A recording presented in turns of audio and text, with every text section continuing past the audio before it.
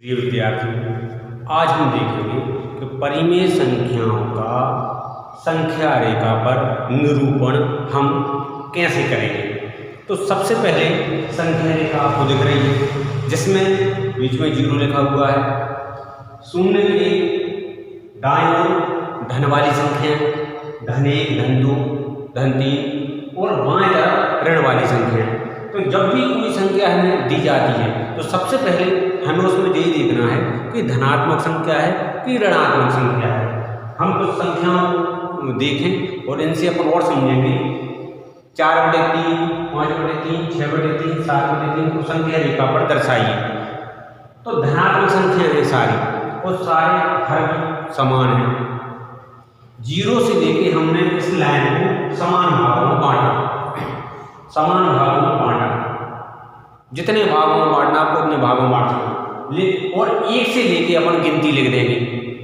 लेकिन बटे में हमेशा जो भाग रहता है वही आता है। जैसे यहाँ पर मैंने लिखा है 1/3, 2/3, 3/3। तो 3/3 मतलब यहाँ 1 आ गया। अगर मान लो यहाँ 3 की जगह 4 होता सब जगह तो हम यहाँ सब जगह 4 लिखते। यदि यहाँ नीचे 5 होता 5 लिखते। यदि नीचे यहाँ 6 होता तो सामने हम 6 लिखते। इस प्रकार से 1 से लेकर 10 तक की गिनती हमें हर बार लिखना पड़ेगी और फिर देखना पड़ेगा कि हर में क्या लिखा हुआ है। जैसे अगली इसके बाद हम देखें जहाँ संख्या आई वहाँ डैश लगा के हम ऊपर उन संख्याओं को लिख दिया ताकि हमें ये समझ में आया कि हमारा आंसर ये है। इसके बाद हमने इसको देखा, इसमें भी हमने अब इसमें बटे में 8 लगा हुआ है सब में। तो हमने 0 से लेकर इसको समान भागों में बांटा। आप समान भागों में 1 से 10 तक बांट सकते हो, आप आगे भी बांट सकते हो और 1 से लेकर गिनती लिख सकते हो आप। लेकिन बटे में हमेशा जी वाली संख्या आती है। अब यहाँ देखिए आप 1/8, 2/8, 3/8, 4/8 और इसमें हमारी संख्याएं यहाँ हम लिख देंगे। और आगे चलते हैं प्रश्नावली के सवाल। 1.2 7/4। अब बटे में 4 है, बटे में 4 लिखा हुआ है मतलब यहाँ सामने बटे में 4 आएगा। तो यहाँ से देखो 1/4, 2/4, 3/4, 4/4 और यहाँ 7/4 आ गया जो हमारा आंसर आ गया। अब बात करें ऋण 5/6 की, तो ये ऋण वाली संख्या है।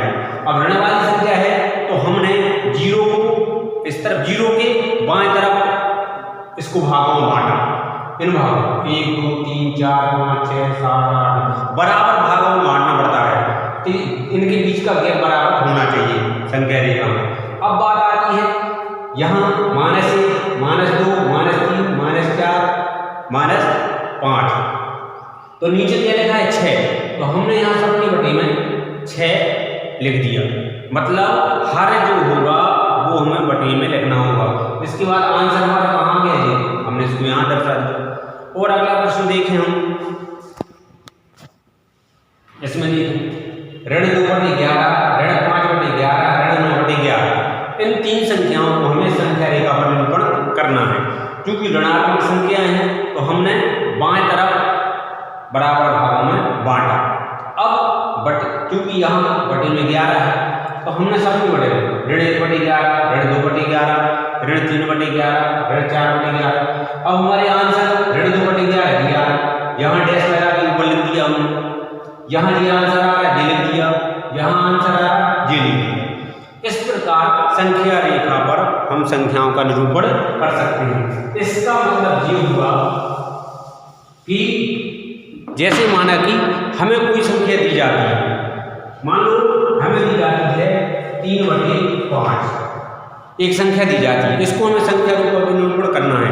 तो हमें कितना काम करना है, हमें इतना काम करना है कि हम सबसे पहले देखें संख्या धन वाली है, मतलब 0 यहाँ आएगा तो 0 के दाएं तरफ हम लाइन को बढ़ाएंगे। लाइन को बढ़ाने के बाद हम इसको बराबर भागों में बांट लेंगे। हर प्रश्न में करेंगे, कोई भी संख्या का निरूपण आएगा तो हर प्रश्न में ऐसा करना पड़ेगा। इसके बाद आप 1 से लेके 10 तक की गिनती लिख सकते हो, लिखने में। अब यहाँ देखो क्या लिखा हुआ है 5, हम सबके बटे 5, 1/5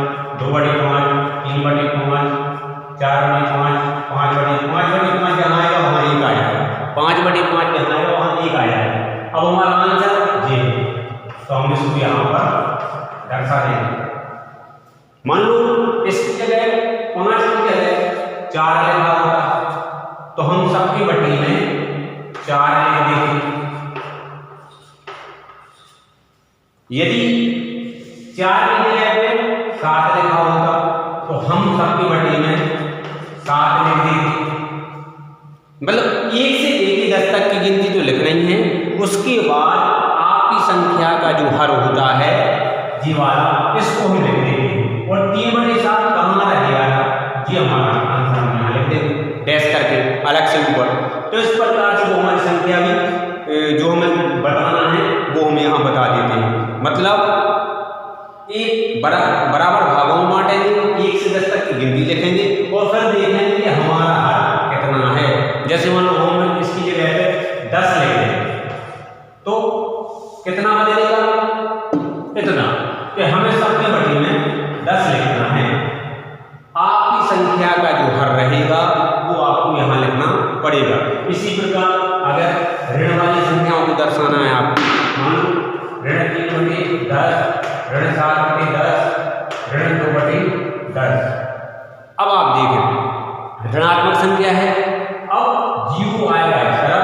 अब आपकी लाइन बाएं तरफ जाएगी इस तरफ। अभी हम दाएं तरफ काम कर रहे थे क्योंकि धन वाली संख्या थी। अब ऋण वाली संख्या है तो अब देखें इसको भी हम बराबर भाग में बांटना है। स्केल से नाप के आप जितने चाहे तो 1 सेंटीमीटर गैप लेना है या 0.5 का गैप लेना है तो हम जो बराबर भाग में बांट देंगे। जी आपको मन से काम करना है। इसके बाद अब 0 के बाद ऋण 1, ऋण 2, ऋण 3, ऋण 4, ऋण 5, ऋण 6, ऋण 7, ऋण 8, ऋण 9 हमने लिख दिया। अब जब धन वाली संख्याओं को बताना था तो हम 1 से 10 तक की वहां गिनती लिखते थे, यहाँ ऋणात्मक संख्याएं लिखनी है। अब इनके बटे में क्या आएगा, यहाँ देखो अपना हर कितना है 10, तो ऋण 1/10, ऋण 2/10, ऋण 3/10, ऋण 4/10। इस प्रकार से सबके बटे में 10 आ जाएगा। तो हमारा आंसर एक तो यहाँ मिल जाएगा, दूसरा यहाँ मिल जाएगा, तीसरा यहाँ मिल जाएगा आंसर। ऐसे गुणे लगा के हम, तो इसका मतलब ये होगा कि हर जो रहता है वो बटे में आता है और इस प्रकार से हम संख्या रेखा का निरूपण करते हैं। आज हम देखते हैं दो परिमेय संख्याओं के बीच की परिमेय संख्या। तो दो परिमेय संख्याओं के बीच अनंत परिमेय संख्या होती है, अपरिमित, बहुत सारी। तो अब आज हमें जैसे प्रश्न है 2/5 और 1/2 के बीच 10 परिमेय संख्या। तो ऋण 2/5 और 1/2 इनके बीच की संख्याएं निकालने के लिए सबसे पहले हर समान करने पर, हर समान करने पर तो 5 और 2 इनका लासा यदि निकाला जाएगा तो वो आएगा 10, क्योंकि 5 का पहाड़ा 5, 5 दूनी 10, 2 का पहाड़ा 2 दूनी 4, 2 3 6, 2 4 पहाड़ा 2 5 10। जब हम पहाड़ा लिखते हैं तो 5 के पहाड़े में भी 10 आ, 2 के पहाड़े में भी 10 आ, तो इनका लासा 10, लासा 10। तो सबसे पहले हर समान करना पड़ते हैं। इसके बाद इसका बना है 2 दूनी 4 कम 5 कम 5, ऋण 4 के 10 कम 5/10। इस प्रकार समान हर वाली दो संख्याएं प्राप्त हो जाती हैं। अब हम देख लेते हैं कि 10 संख्या हमें चाहिए तो 10 संख्याएं आ रही कि नहीं आ रही। तो माइनस वाली कम होंगी। 4 के बाद ऋण 3, ऋण 2, ऋण 1, 0, फिर 1 2 3 4 यदि आ रही है तो ठीक है, नहीं आ रही है तो यहाँ के बाद हम संख्याओं का विस्तार कर सकते हैं। मतलब किसी भी संख्या को, एक संख्या को लेके यहाँ अंश और हर में, यहाँ अंश और हर में हम गुणा करके संख्याओं का विस्तार कर देते हैं। जैसे कि हम 10 का गुणा कर देते हैं,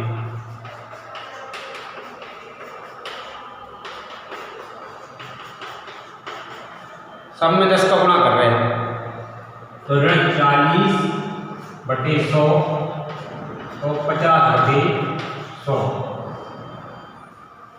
यदि 10 का गुणा नहीं करना होता तो आप 5 का गुणा कर सकते थे।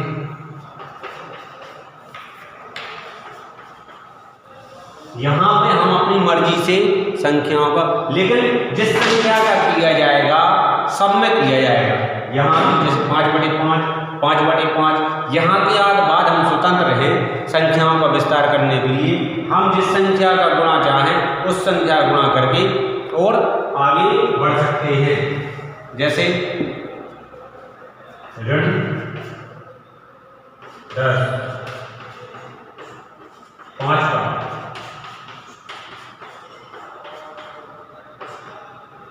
5 को 20